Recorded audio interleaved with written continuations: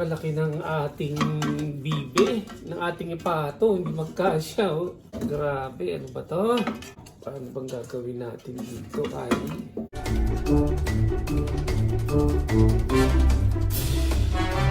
Ayan. Ayun, finally, napagkasya na rin natin. Ayan. Sana wag umigkas. Yan.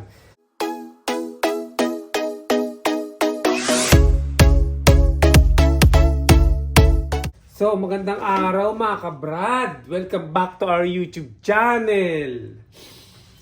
Ngayong araw na ito ay magro-roast tayo ng pato.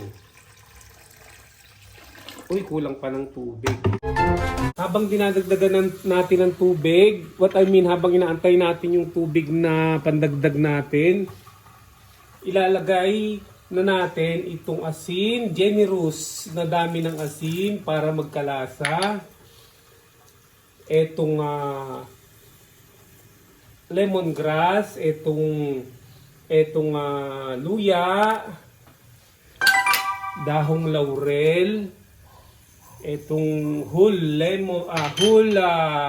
peppercorn, at ito para maging chili yung ating roasted duck.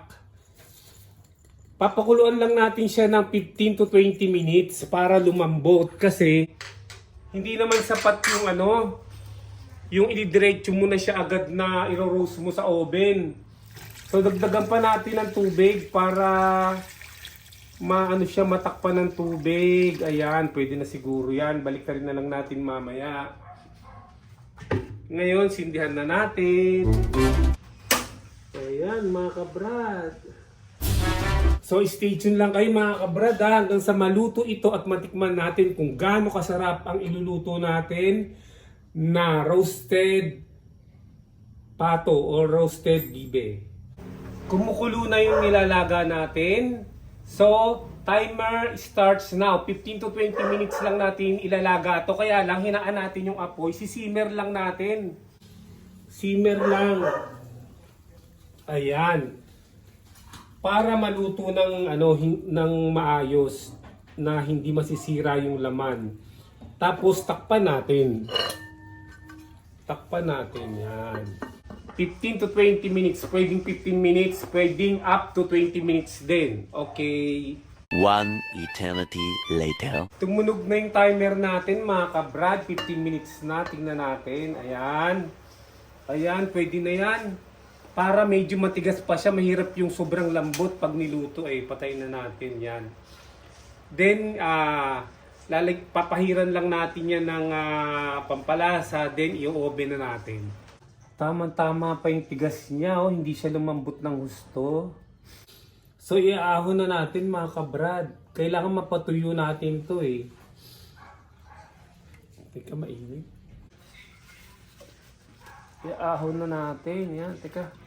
Patuloyin natin yung nasa tiyan niya, Papatuyuin natin to bago natin lagyan ng pahira, Ayan, mga kabrad, Papatuyuin natin to bago natin pahiran ng ng pampalasa bago i-oven, yan. Itatapat ko pala sa electric pan para matuyo agad. Gagawa tayo ng pamahid, mga kabrad. Iodized salt yan. Yan, pamahid natin yan. Lagyan natin ng toyo. Kasi hindi sapat minsan yung toyo Yung alat ng toyo hindi sapat. Parang walang lasa pa rin. Kaya dapat may asin. Tapos, lagyan natin ng pamintang durog. Yun lang, okay na yun. Haluin natin. Yun lang, okay na yun. Hindi na kailangan ng ketchup. Pampakapal lang yung ketchup Then after that, ipapahid na natin to.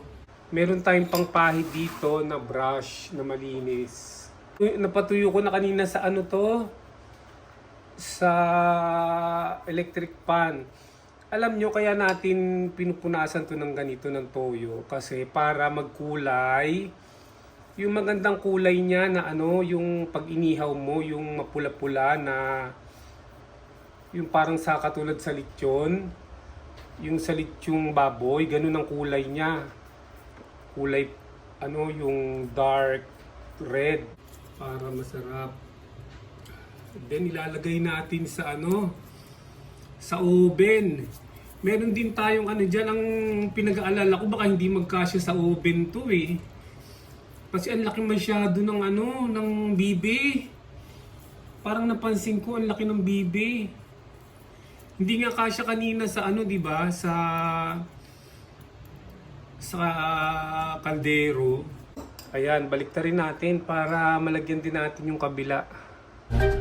Ay, teka, lagyan pala natin dito banda, oh. Ayan.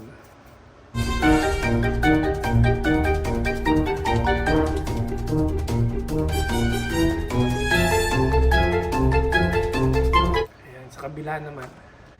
Ayun, na-expose yung kabila. Dagdagan ko pa ng toyo, kinulang ng toyo. Naubos na. Ayan na, oh.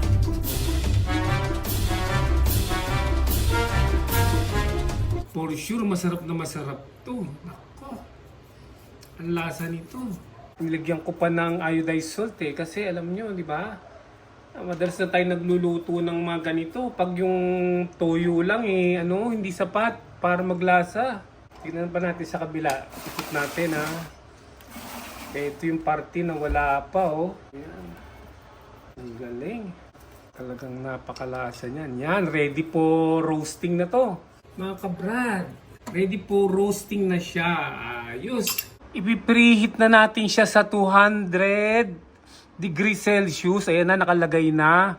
Tapos sa roast, ayan, nakalagay dyan sa roast. Then, preheat na natin siya ng 10 minutes muna. Dagdagan na lang natin mamaya. 10 minutes muna, yan. Nagpipreheat na yan. Ayan, mainit na siya. Umuusok na. So, ilagay na natin to mga kabrad. Ang problema, kung magkakasya siya, ang laki-laki kasi nung duck. Ay, nagkasya naman. Ayan, So, ayan. Kaya lang, baka masunog. Ilagay lang natin sa babaan natin sa 150 lang muna. 150 lang para dahan-dahan maluto. Alright? So, i-wait lang natin. Tapos, iset natin ng 30 minutes na 150 degrees. A few moments later. Ayan, update lang mga kabrad. Ang pagluluto natin, mabagal lang kasi para hindi masunog agad yung matosta yung balat niya. Ayan lang, 150 degrees centigrade. Tapos, yung pala from roast, nilagay ko sa bake roast para dalawa yung gumagana na yung hot rod. Tapos nakaka 10 minutes na tayo. Alright. A few minutes later. Matatapos na yung first 30 minutes. So ilalabas muna natin yan. Pumuputok ko. Lalagyan natin papahira natin ng ketchup tsaka ng thyme. Yung pinatuyong thyme para sumarap. Matatapos na yung 30 minutes. Nilabas muna natin yung bibe para pahira natin ng ketchup tsaka thyme. Nilagyan ko ng thyme yan, Yun yung parang dahon na, yan dyan nakikita nyo. Para mas masarap, tapos iluluto uli natin. First 30 minutes pa lang yun yung kanina. Ayan, mas masarap yan. May thyme na, Tapos may ketchup na. Wow! Masarap na to. Putin natin sa kabila. Ayun.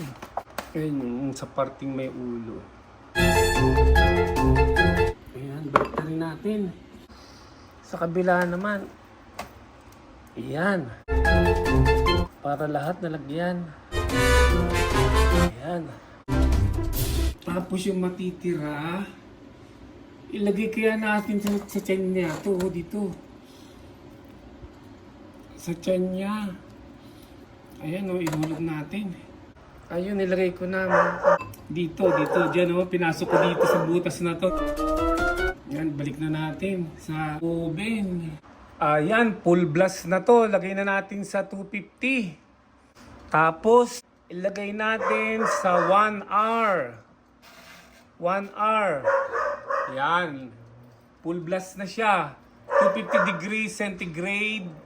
And then 1 hour. Then dadagdagan na lang natin siya kung kulang pa. Dadagdagan lang yung time. Alright? So stay tuned lang mga kabrad. Uy, nangangamoy na agad oh. Gumagawa tayo ng masarap na duck sauce. Pansawsawan natin. Pang-pour. Ibubuhos natin sa duck pag nahiwa na natin yung niro-roast natin na bibe. Okay, finish. Ito na yung ating nilulutong roasted duck ko. So far, tingnan natin oh. Nakakamahigit 35 minutes pa lang. Palagay nyo mga kabrad. Itapusin natin ng 1 hour ano, pero parang nasusunog na siya pero hindi naman siguro. Tapusin na natin yung 1 hour. Ay, nasusunog na doon sa gilid oh. Pero hinaan na lang natin, hinaan. Gawin nating 150 na lang, 150. 150 degrees centigrade. A few moments later. Eto na mga kabrad, ang ating roasted duck. Ang sarap-sarap oh. Kaya lang medyo natosta. Pero yan ang gustong-gusto ko eh. Yung mga tostadong ganyan. Ngayon ikakat natin siya tapos ipi-plating natin ha. Wait lang ha. Iwain. Isa, dalawa.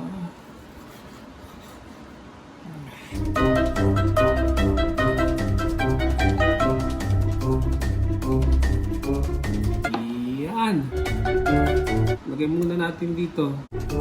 Ito naman isa na to. Yan o.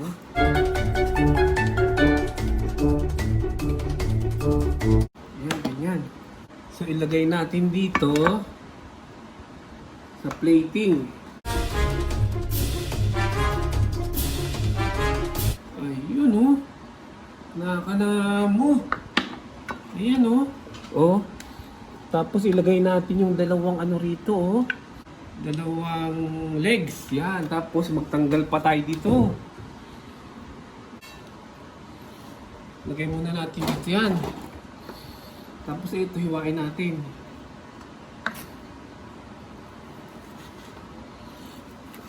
Ayan oh. Tapos ilagay natin dito. Yan. Saka ilagay din natin yung ano, yung pakpak. Ayan oh.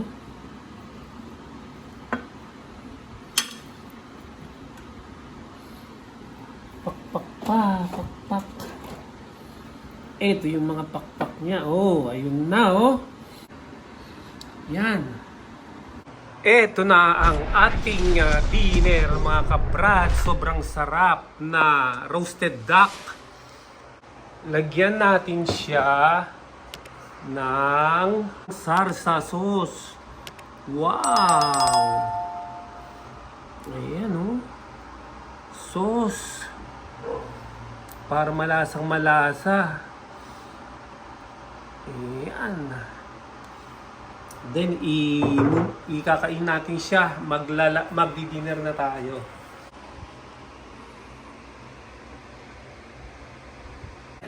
Mag-dinner na tayo mga kabrad. At bago yan ay siyempre unang-una sa lahat ang poong may kapal. Sa ngalan ng Ama, ng Anak, ng Espiritu Santo. Amen. Bless us, O Lord, and this thy gift which we are about to receive from thy bounty through Christ our Lord. Amen. Ayan. So, ang unang subo ay para sa inyo, mga viewers, mga subscribers. Yan.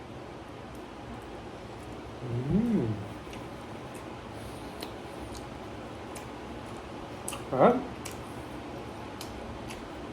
Bali 1.5 hour niluto.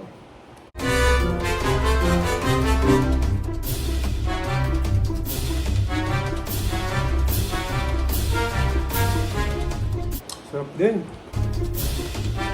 Gumawa ko ng special sauce kanina.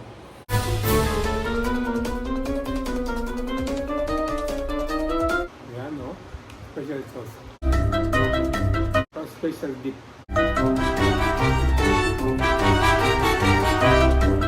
Kain tayo mga kabrad.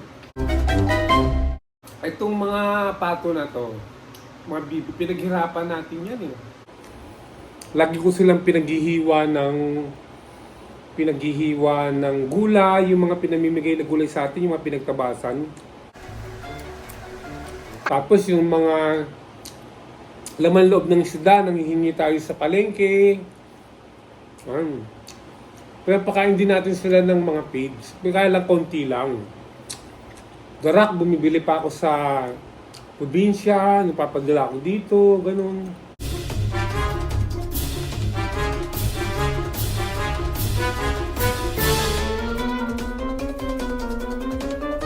Bali dinner ko na rin to. Kasi ano lang ako, 1 meal a day lang ako, di ba? Pinag-usapan natin noon kung paano ako magpapayat. Ito hindi sa violation. Kahit itanong nyo kay Dr. Josephine Rojo o kaya kay Dr. Iris Radeb, hindi violation to. Kahit kainin ko lahat yan, hindi ako tataba. Hindi nakakataba ito. Saka yung fat niya sa sa balat niya, na-render talaga, natunaw.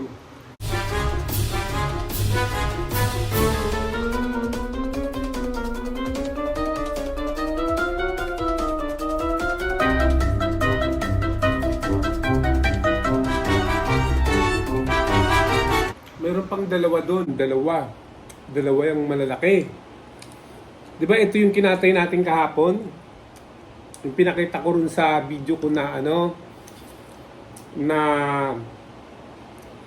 paano katay at magbalahibo ng pato.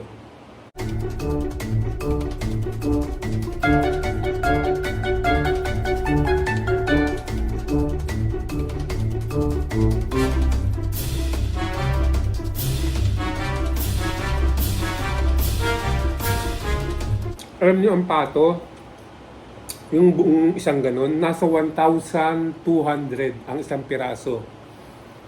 Ganun kamahal ang pato. Parang exotic food din yan eh. Tsaka pag ang karne niya talaga, tignan mo solid na solid oh. Ano yata siya considered dark meat siya. Tsaka ang pato, ang hirap mamatay. Nung nagkakatay kami niyan, pinupugutan namin ng ulo, pero ngayon hindi na. Hinihiwa na lang ng konti sa leeg. Then, naantay na maubos yung dugo, then, naantay na mamatay. Kaya nga kanina may ulo na yung niluluto ko eh.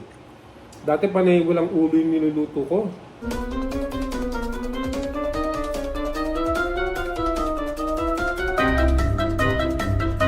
Pag kumain ka sa mga Chinese restaurant, umorder ka ng ganito, roasted duck meat, ang mahal. Mga 500, konti lang. 500 isang order.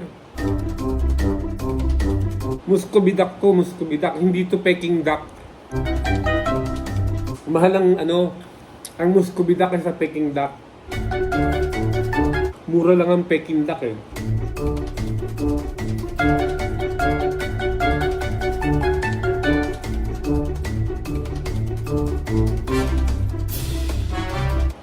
Lalo na pag dinip mo sa sauce.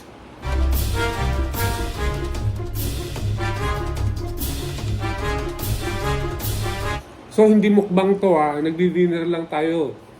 For sure maraming matitira dito. Hindi na ako ganong nagmumukbang ngayon. Kasi may edad na tayo eh.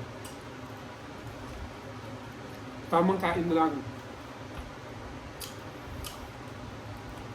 Pero minsan nagmumukbang ako ng yung mga safe na food, yung mga cucumber salad, yung mga ganyan. Yung mga healthy food, pero yung mga taba dati, katulad dati, nagmumukbang kami ni Mrs. ng liempo, panay taba talaga. Yung mga naunang video ko, yung taba. Pero lagi kami pinagsasabihan sa comment, pinagsasabihan kami na mag-ingat kami. So tinigil na namin.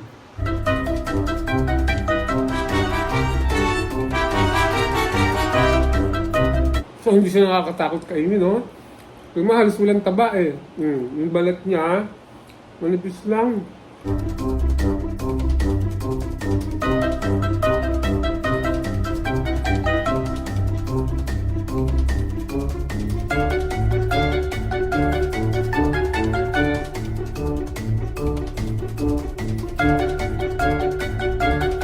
Sawa tayo ng bibe.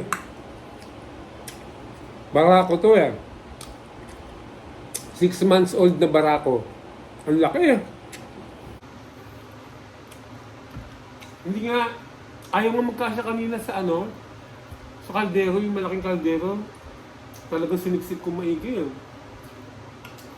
Tapos akala ko hindi magkakasya sa oven, nagkasya pala. Malaki pala yung oven.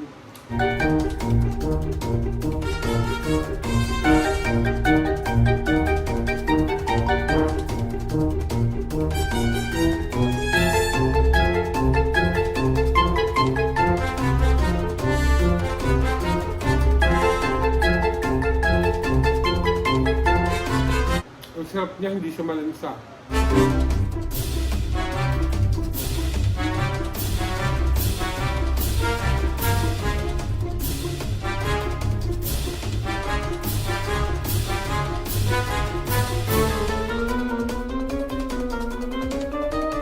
Pang isa pa.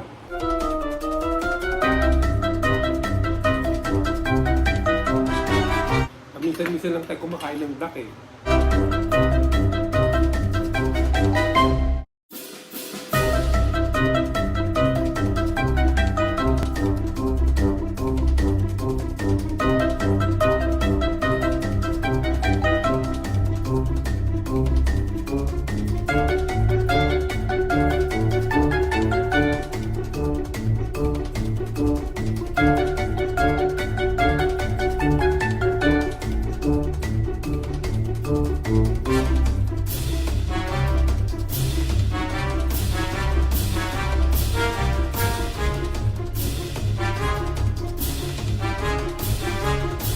Nagpasarap sa kanya yung ano, yung hinabol ko na time, yung dried time. Yung hinalo ko sa ketchup, tapos pinahid ko, nilagay ko ng konting toyo, parang toyo. Sarap nung time pala.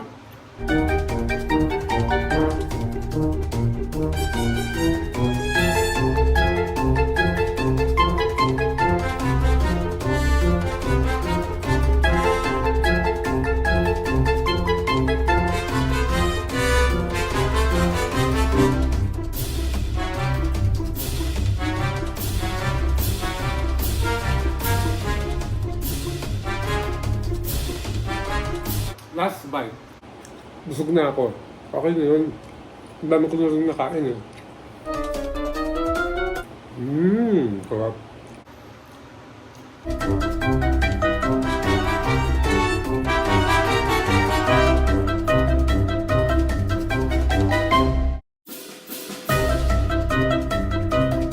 Ayan na nga mga kabrad. Sana ay nagustuhan nyo ang video na parang cookbang na rin.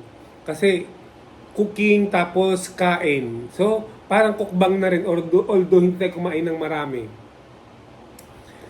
So, hanggang dito na lamang. Yung mga hindi pa nakapag-subscribe, mag-subscribe na at hit ang notification bell para lagi kayo updated sa mga video na i-upload ko. Mag-like, mag-share at mag-comment na rin. So, see you on my next video. Bye!